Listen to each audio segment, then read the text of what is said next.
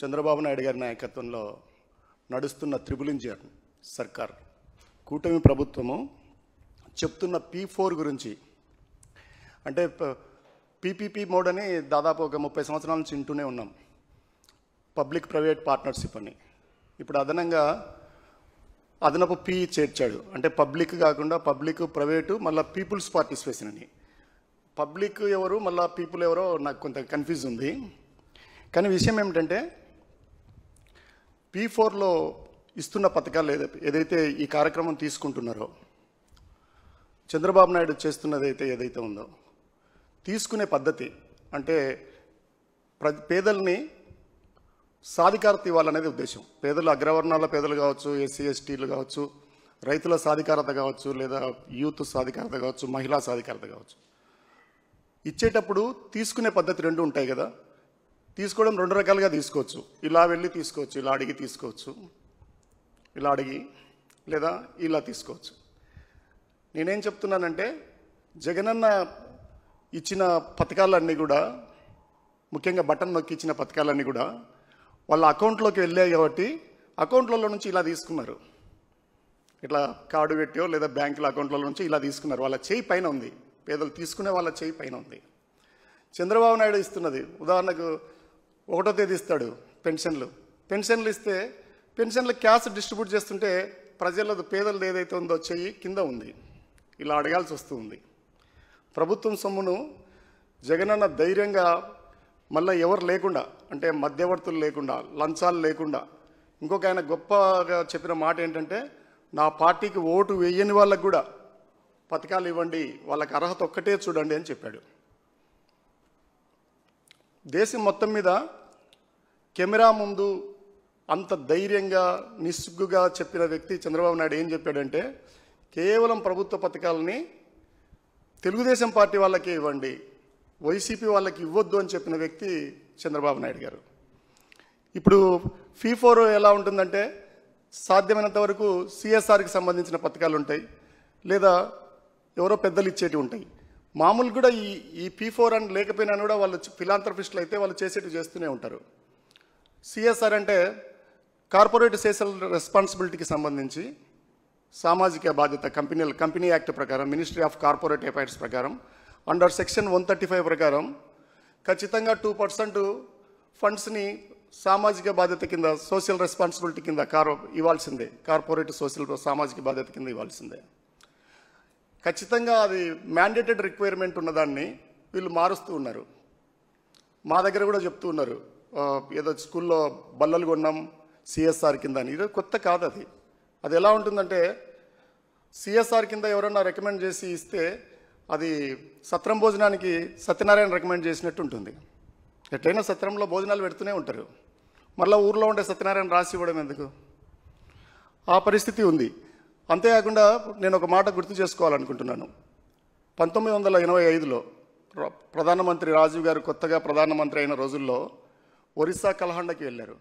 కలహండిలో అత్యంత పేదరికాన్ని చూసి ఆయన చెప్పిన మాట ఏంటంటే, 100 రూపాయలు ఒక రూపాయి ఖర్చు పెడుతుంటే 15 పైసలు మాత్రమే పేదలకు చేరుతుంది, మిగతా 85 పైసలు మధ్యవర్తుల ద్వారానో, లంచాల ద్వారానో, కమిషన్ల రూపంలోనో వెళ్ళిపోతుందని చెప్పాడు 85లో. కానీ జగన్ సారు గవర్నమెంట్లోకి వచ్చిన తర్వాత 1 రూపాయి పెడితే ఖర్చు, 1 రూపాయి కూడా 1 పైసా తేడా రాకుండా జనాలకు చేరింది. ఇప్పుడు పెన్షన్లు తగ్గిస్తూ ఉన్నారు. తర్వాత ఏమైపోయింది, అది ప్రతి నెల పోయి ఇవ్వడం ద్వారా ప్రజలకు ఉన్న ఆత్మవిశ్వాసం కానీ, లేదా ఆత్మస్థైర్యం కానీ, ఆత్మగౌరవం కానీ తగ్గిపోతుంది. ఏ పథకమన్నా పెట్టిండని జగనన్న మొత్తము అకౌంట్లలోనే వేశాడు, మధ్యవర్తులు లేకుండా, DPT ద్వారా, డైరెక్ట్ బెనిఫిట్ ట్రాన్స్ఫర్ ద్వారా వెళ్ళిన పథకాలకు ఉండే ఆత్మగౌరవం కానీ, ఆత్మస్థైర్యం కానీ, ఆత్మవిశ్వాసం కానీ ఇలా కింద చేయబెట్టి వాడు ఎవరైనా కావచ్చు, ప్రభుత్వ అధికారే కావచ్చు, తీసుకోవడంలో అంత మంచిగా లేదని నేను గట్టిగా భావిస్తూ ఉన్నాను. ఇక చాలా పథకాలు వచ్చాయి. అసలు పేదలని ఎలా గుర్తించాలి?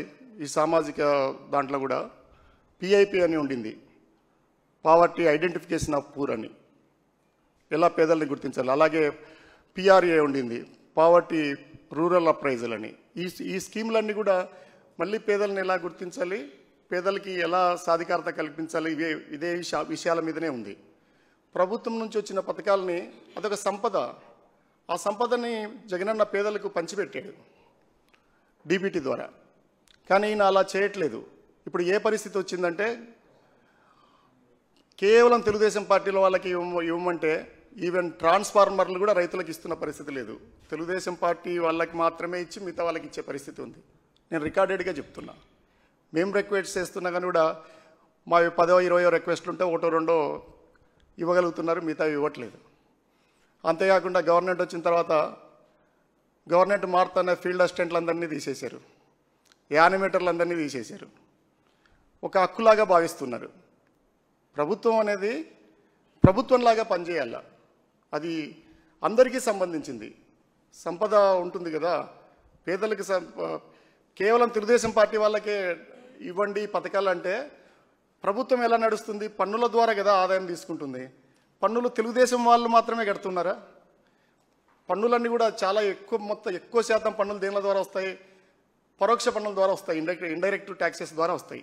అంటే మనం ఏదైనా వస్తువు కొంటే సెల్ ఫోన్ కొనవచ్చు, సబ్బు కొనవచ్చు, ఇంకోటి కొనవచ్చు, ఏం కొన్నా కానీ కూడా కొంత సెంట్రల్ గవర్నమెంట్కి కొంత స్టేట్ గవర్నమెంట్కి వెళ్తుంటుంది. అందరి సంపదని, అందరూ కొంటున్న డబ్బుల్ని తీసుకొని తెలుగుదేశం పార్టీ వాళ్ళకి మాత్రమే ఇవ్వమని అంటే దాని అర్థం ఏమి? భవిష్యత్తు ఇంకెలా తయారవుతుంది? ఇవన్నీ కూడా ముఖ్యమైన అంశాలుగా నేను భావిస్తూ ఉన్నా. మామూలు కూడా ప్రభుత్వానికి ఉండే ప్రధానంగా ఉండే లక్షణం ఏంటంటే బహుజన హితాయ బహుజన పితాయ, ఎక్కువ మందికి ఉపయోగపడేటట్టు పనిచేయాలి ప్రభుత్వం. ఈ ప్రభుత్వం అలా పనిచేయట్లేదు. అది నేను చెప్పదలుచుకుంది. P4కు సంబంధించిన వాటిల్లో లోటుపాట్లు ఉన్నదాన్ని మర్చిపోయి కొత్తవి తీసుకొచ్చి కొత్త పదాలు తీసుకొచ్చి ప్రజలను మభ్యపెట్టే పనే చేస్తున్నారు. గ్రామాల్లో అయితే ఇప్పటికే ఫీల్డ్ అసిస్టెంట్లను మార్చడం ద్వారా కానీ, డీలర్లను మార్చడం ద్వారా కానీ, యానిమేటర్లను మార్చడం ద్వారా కానీ, ప్రభుత్వ పథకాలు ఇచ్చే దాంట్లో కేవలం ఎలెక్టివ్గా ఉండడం ద్వారా ప్రజలు చాలా నష్టపోతున్నారు.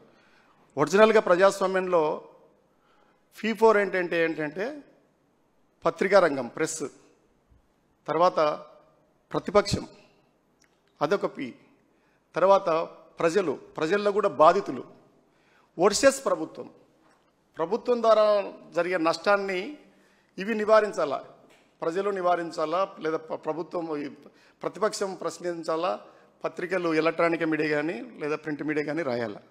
ఇది ఒరిజినల్ ప్రజాస్వామ్యంలో ఉన్న P4. ఇది ప్రజాస్వామ్యంలో ప్రజలు, ప్రెస్, ప్రతిపక్షం, ఈ P4ను తీసేసి ఆ P4 తెస్తే కొన్ని సంవత్సరాల తరబడి, శతాబ్దాల తరబడి తయారైన ప్రజాస్వామ్య ప్రభుత్వాలు ఏమైపోతాయి? అందువల్ల వాళ్ళు గుర్తుపెట్టుకోవాలా, ఇప్పటికైనా కూడా ఆ విధానాన్ని మార్చుకోవాలా. నేనైతే కొంచెం కఠినంగా ఉన్నా కానీ కూడా ఒక మాట చెప్పదలుచుకున్నాను. పాలనకి పాలుకి సంబంధం ఉంటుంది. పాలిస్తున్నారు అంటారు తెలుగులో. వాళ్ళకి కొంచెం నాకు ఇబ్బందిగానే ఉంది కానీ చెప్పదలుచుకున్నాను. జంతువుల్లో ఉన్నత స్థాయి జంతువులు ఉంటాయి, నీచ స్థాయి జంతువులు ఉంటాయి. ఉదాహరణకు ఆవు, గేద, మేక ఇవి ఇచ్చే పాలు వాటి సంతతికే కాకుండా మిగతా ఊర్లో వాళ్ళందరూ తాగడానికి ఉపయోగపడతాయి. కుక్కపాలు, నక్కపాలు, పందిపాలు ఇవి కూడా పాలిస్తాయి. అవి పాలు ఎవరికి ఉపయోగపడతాయి? కేవలం దాని సంతానానికే ఉపయోగపడతాయి.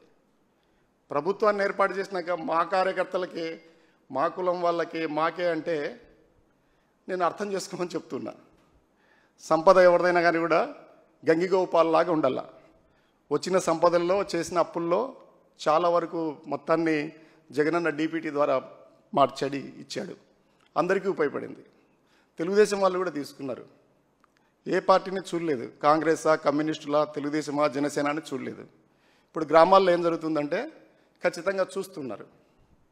దాంట్లో కూడా కూటమి ప్రభుత్వంలో భాగమైనప్పటికీ బీజేపీ, జనసేన కాదు, ముందు తెలుగుదేశం వాళ్ళ తర్వాత వీళ్ళు. ఇది పరిస్థితి. అందువల్ల ప్రజాస్వామ్యంలో P4 ఇది. పత్రికా రంగం గట్టిగా ఉండడం మూలస్తంభం అది ప్రజాస్వామ్యానికి. అది గట్టిగా ఉండడం, చైతన్యవంతులైన ప్రజలు ఉండడం, గట్టిగా ఏ సమస్య వచ్చినా కూడా, ఏ ప్రాంతంలో ప్రజలకు నష్టం జరిగినా గట్టిగా ప్రతిపక్షం నిలబడి మాట్లాడగలి వీటిని బతికినిస్తే ప్రజాస్వామ్యం బతుకుతుంది.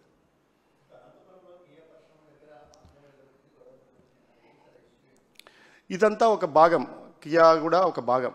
మీరు బెంగళూరు నుంచి గమనిస్తే మిగతా ఏ రోడ్డు కన్నా పోండి, మైసూర్ రోడ్డు కావచ్చు, కోలార్ రోడ్డు కావచ్చు, చింతామణి కావచ్చు, ఏ ప్రాంతానికైనా పోండి, ఆ ప్రాంతంలో ఉండే రోడ్లు దాదాపు 100-150 కిలోమీటర్ల వరకు పరిశ్రమలతో అట్లా ఎంత వైభవంగా కనిపిస్తుంటుంది. ఉపాధి రంగాలు, ఉద్యోగ రంగాలు. మా రూటుకు రండి అనంతపురికి, ఏవి కనబడవు. చాలా కాలం ఏమీ లేవు. కియా ఒకటి వచ్చింది, మా టైంలో కూడా చాలా ఇంప్రూవ్ అయింది. ఎన్నోసార్లు అది 10,000 కారు బయటకు వచ్చినప్పుడు కూడా చూశారు. దాంట్లో సంపద ఉంది. వీళ్ళు సంపద కోసం గొడవ చేస్తూ ఉన్నారు, సంపద సృష్టించట్లేదు. ఆడ ఉన్నదాన్ని పిక్కు తింటున్నారు.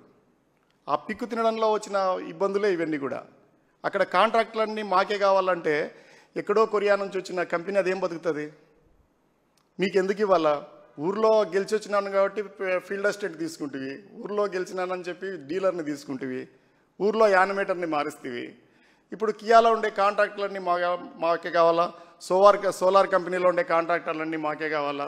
సిమెంట్ ఫ్యాక్టరీలలో ఉండేటివన్నీ కూడా ఏవైతే ఉన్నాయో క్యాంటీన్ దగ్గర నుంచి ట్రాన్స్పోర్ట్ల దగ్గర నుంచి మాకే కావాలనే పద్ధతి ఏమాత్రం మంచిది కాదు.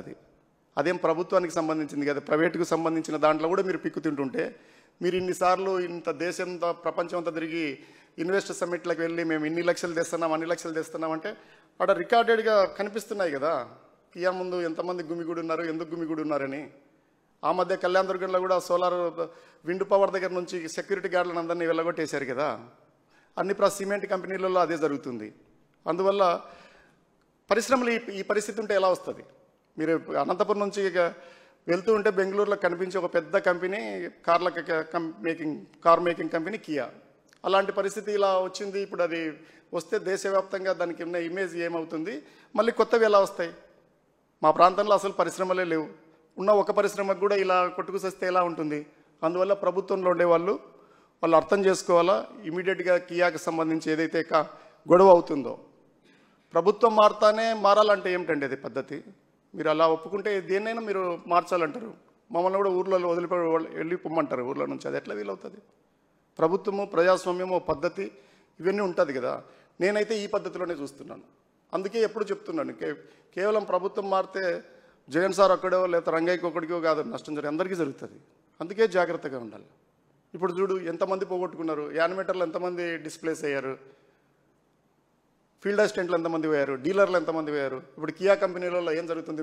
నోరెత్తి మాట్లాడడానికి లేదు. వైన్ షాపుల్లో ఏం జరిగింది? వైన్ షాపులన్నీ మొన్న వచ్చినప్పుడు చెప్పినాను కదా, అన్నీ ఒకే పేరుతో ఉన్నాయి, మొత్తం ఒకరే కబ్జా చేశారు. ఒక్కొక్క బాటిల్ మీద 10 రూపాయలు 20 రూపాయలు తీసుకుంటుంటే 30 రూపాయలు కూడా వేలం పెట్టేసి ఒక గ్రామంలో బెల్ట్ షాప్ నడవడానికి 4 లక్షల నుంచి 12 లక్షల వరకు వసూలు చేశారు. ఆ డబ్బంతా ఎట్లా వస్తుంది? మళ్ళీ తిరిగి వస్తుంది. మీరేం చెప్పారు? సంపద సృష్టించి పంపిణీ చేస్తామన్నారు. మీరు పీక్కు తింటూ ఉన్నారు. వాళ్ళ ఉద్యోగాలు పీకేసినారు, వాళ్ళ జీవనోపాధులు లాక్కున్నారు, వాళ్ళకు వచ్చే సంపదను, వాళ్ళకు వచ్చే ఆదాయాన్ని, చిన్నిపాటి ఆదాయాన్ని లాక్కున్నారు. ఇప్పుడు ఈ కాంట్రాక్టర్లన్నీ మాకే కావాలంటే ఆ కాంట్రాక్టర్ల మీద ఆధారపడుతున్న వాళ్ళందరినీ లాక్కుంటున్నారు. మీరంతా ఒక అరాచక పాలన చేస్తున్నారు. ఇది చాలా ముఖ్యమైనది. అందువల్ల ప్రజలందరూ కూడా గుర్తుపెట్టుకోవాలి, చైతన్యవంతులు కావాలి. ఏవైతే వాళ్ళు చెప్పి ఉన్నారో వాటిని మీరు రచ్చబండల దగ్గర మిగతా చోట కూడా మీరు మాట్లాడుకోండి. ఇప్పుడు చెప్తున్నారు ఆ క్యూఆర్ కోడ్ ఏదైతే ఉందో, షూరిటీ ఇచ్చినది ఎంత మోసం గ్యారంటీగా ఉందో, బాబు షూరిటీ మోసం ఎంత గ్యారంటీగా ఉందో అవన్నీ కూడా గమనించుకోవాలని. ఈ ముఖ్యమైన విషయాలు ముఖ్యంగా మహిళలకు సంబంధించి సూపర్ 6లో 6 మీకే ఉన్నాయి. ఉచిత బస్సు కావచ్చు, గ్యాస్ కావచ్చు, అలాగే ఆసరా కావచ్చు, ఇవన్నీ కూడా మిమ్మల్ని మోసం చేస్తున్నారు. దాంట్లో పనిగా ఇదొకటి P4 అనేది అదనపు ఒక తికమక పెట్టే ప్రయోగం అని తెలియజేస్తున్నాం.